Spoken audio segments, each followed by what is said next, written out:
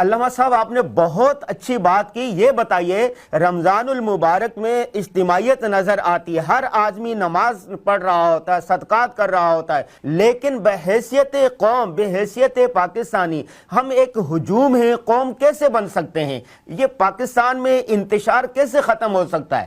دیکھیں جی، بنیادی طور پر بات یہ ہے کہ اصل چیز جو ہے نا دین نصیحت کا نام ہے یا خیر خواہی کا نام ہے. نبی کریم صلی اللہ علیہ وسلم کا ارشاد عالی ہے خیر الناس من ینفع الناس، کہ بہترین انسان وہ جو لوگوں کے لیے فائدہ مند ہو. تو ہم یہ بات سمجھتے ہیں انسانیت کا درد جو ہے اگرچہ ہمیں کتاب و سنت کی تعلیمات سے بھی حاصل ہوتا ہے،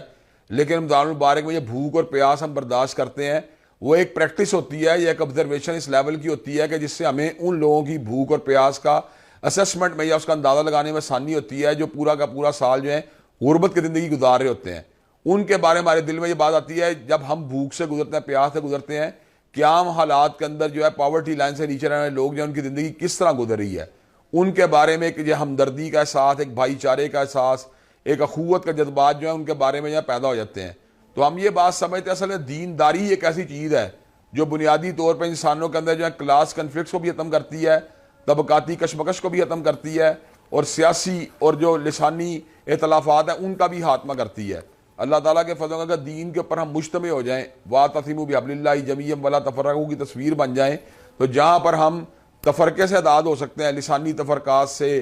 رنگ و نسل کے جو ہے بتوں کی پوجا سے، پارٹی بازی سے، وہیں پر اللہ تعالیٰ کے فضل و کرم ہمارے دل میں جو ہے نا ان مسلمانوں کے لیے، ان انسانوں کے لیے جو سطح غربت سے نیچے زندگی گزار رہے ہیں، خیر خواہی کے احساسات بھی پیدا ہوتے ہیں، اور اس سے مزید صدقات کرنے، مزید خیرات کرنے اور مزید ان کو جو ہے نا اپگریڈیشن کے لیے جو ہے نا ہمارے اندر ایک جذبہ اور ایک دائیہ پیدا ہوتا ہے. معاشرے کا جو انتشار حلف شعار ہے اس کی بنیادی وجہ دو ہیں، ایک تعصبات ہیں اور ایک جو ہماری اقتصادی صورتحال ہے. اگر تعصبات اور اقتصادی صورتحال یہ دونوں کی دونوں چیزیں اگر جو ہے نا ان کے اوپر اوور کم کرنے کے لیے دین ہی ایک سلوشن ہے. دین ہمیں تعصبات سے بھی نجات دیتا ہے اور اقتصادی طور کے پر بھی خیر خواہی کے وہ جذبات فراہم کرتا ہے جن پہ عمل پیرا ہو کے ہم غریب پروری کے راستے پہ چل نکلتے ہیں.